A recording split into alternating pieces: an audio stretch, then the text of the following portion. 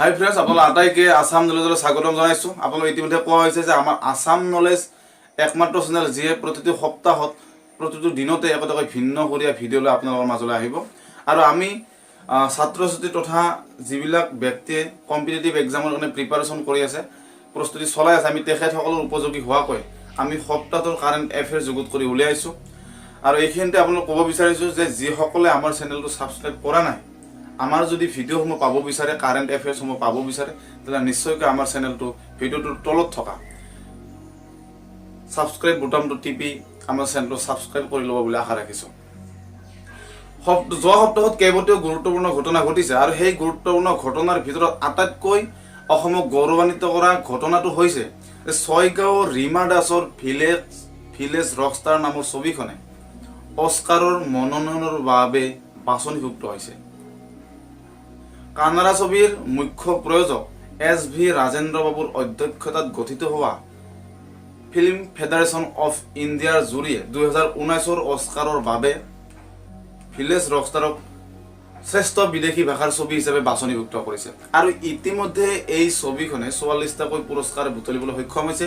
এই 44টা পুৰস্কাৰৰ ভিতৰত শ্ৰেষ্ঠ শিশু শিল্পী, শ্ৰেষ্ঠ সম্পাদনা, লোকেশ্যন, ৰেকৰ্ডিং ছাউণ্ডৰ পুৰস্কাৰো এই ছবিখনে পাবলৈ সক্ষম হৈছে। আৰু ইয়াৰ লগতে 65 সংখ্যক ৰাষ্ট্ৰীয় চলচ্চিত্ৰৰ স্বৰ্ণকমল বঁটা পাবলৈ এই ছবিখনে সক্ষম হৈছে।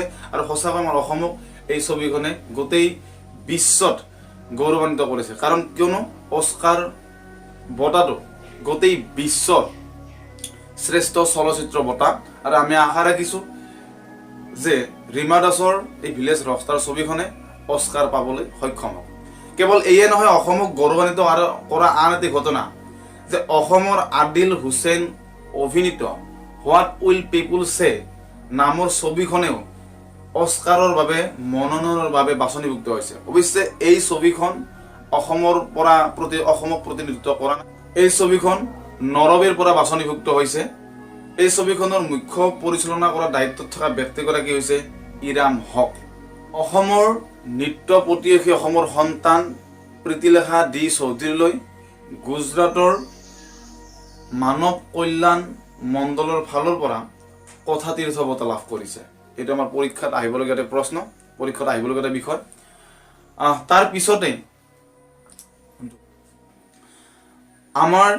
আমি যুগুত কৰি উলিওৱা তৃতীয়টো কাৰেণ্ট এফেয়াৰ্ছ হৈছে যে ওদালগুৰি জিলাৰ 70 নং মাজবাট বিধানসভা সমষ্টিৰ অন্তৰ্গত ফুলগুৰি গাঁওখনক অসম চৰকাৰে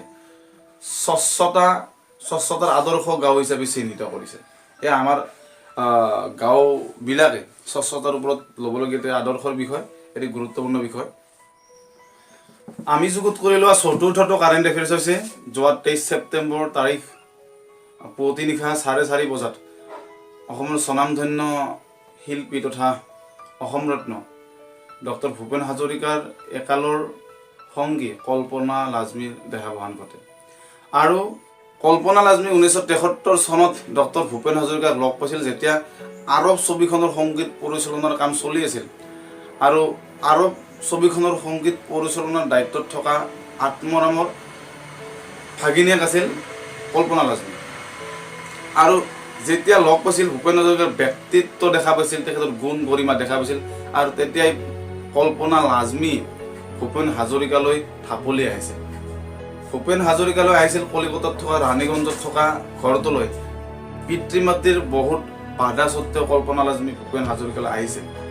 ডক্টৰ ভূপেন হাজৰিকাক বলিউডত আত্মপ্ৰতিষ্ঠা বিখ্যাত জনপ্ৰিয়তা কৰাৰ ক্ষেত্ৰত কল্পনা লাজমীৰ এক মুখ্য ভূমিকা আছিল।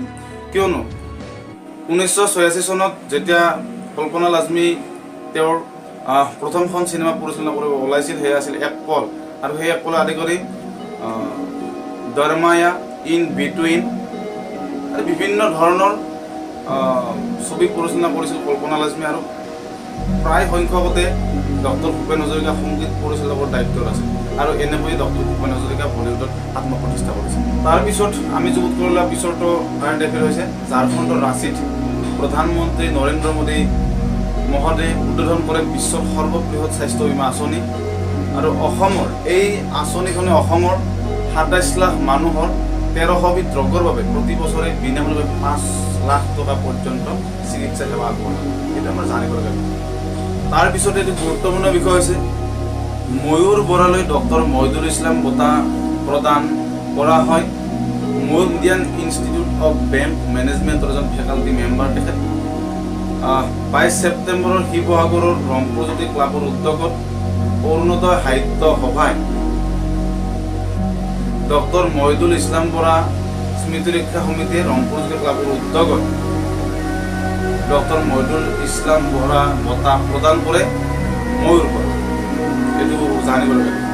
ইয়াৰ পিছতে গুৰুত্বপূৰ্ণ খবৰটো হৈছে যে 23 ছেপ্টেম্বৰত ছিকিমত প্ৰধানমন্ত্ৰী মোদীয়ে মুকলি কৰিলে ছিকিমৰ প্ৰথমটো বিমানবন্দৰ। 605 কোটি বয় হাতীক নিৰ্মাণ কৰা এই বিমানবন্দৰে দিল্লী, কলকাতা, গুৱাহাটী আদি কৰি যাত্ৰা কৰে। তাৰপিছত অসমক তথা ভাৰতক গৌৰৱান্বিত কৰা আন এটি খবৰ হ'ল সোণৰ পৰি ধিং এক্সপ্ৰেছ হিমাদাসলৈ অৰ্জুন বঁটা। আৰু এই অৰ্জুন বঁটা প্ৰদান কৰে ভাৰতৰ ৰাষ্ট্ৰপতি ৰামনাথ কোবিন্দ মহাশয়। জুলাই মাহত অনুষ্ঠিত জুনিয়ৰ এথলেটিক্স গেমছত ভাৰতৰ তথা অসমৰ হৈ সোণৰ পদক দিয়া সোণৰ পৰি হিমা দাস আৰু সদ্যসমাপ্ত এছিয়ান গেমছত এটা সোণৰ পদক আৰু দুটাকৈ ৰূপৰ পদক দিয়া বাবে হিমা দাসলৈ এই অৰ্জুন বঁটা প্ৰদান কৰা হয়। বিশ্বকাপৰ ক্ৰ'ৱেছিয়াৰ স্বপ্নৰ দলৰ অন্যতম নায়ক লুকা মড্ৰিচে এইখন ফিফাৰ বৰ্ষশ্ৰেষ্ঠ খেলৰ সন্মান লাভ কৰিছে। জানিব লগা। ইয়াৰ পিছতে আছাম নলেজ যুত কৰি উলিওৱা আন এটি কাৰেণ্ট এফেয়াৰ হৈছে অসম বিধানসভাৰ খালী হৈ থকা উপাধ্যক্ষ পদত বিজেপিৰ প্ৰখ্যাত প্ৰাৰ্থী কৃপনাথ মাল্লা।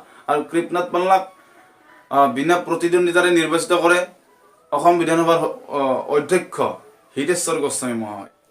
তাৰ পিছৰ খবৰটো হৈছে প্ৰখ্যাত সাংস্কৃতিক পণ্ডিত গৱেষক তথা গুৱাহাটী বিশ্ববিদ্যালয়ৰ প্ৰাক্তন তথা গুৱাহাটী বিশ্ববিদ্যালয়ৰ অৱসৰপ্ৰাপ্ত অধ্যাপক ডক্টৰ অশোক কুমাৰ গোস্বামীলৈ কৈলাশ নাথ শৰ্মা অসম সাহিত্য বঁটা প্ৰদান কৰে।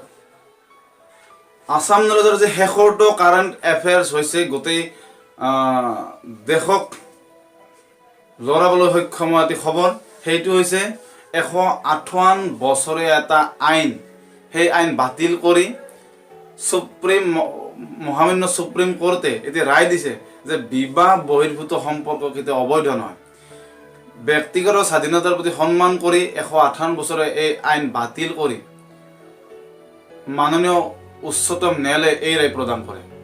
ভাৰতীয় দণ্ডবিধিৰ 497 ধাৰা বাতিল কৰি মহামান্য উচ্চতম ন্যায়ালয়ে এই ৰায় প্ৰদান কৰে যে বিবাহ বহিৰ্ভূত সম্পৰ্ক অবৈধ নহয়।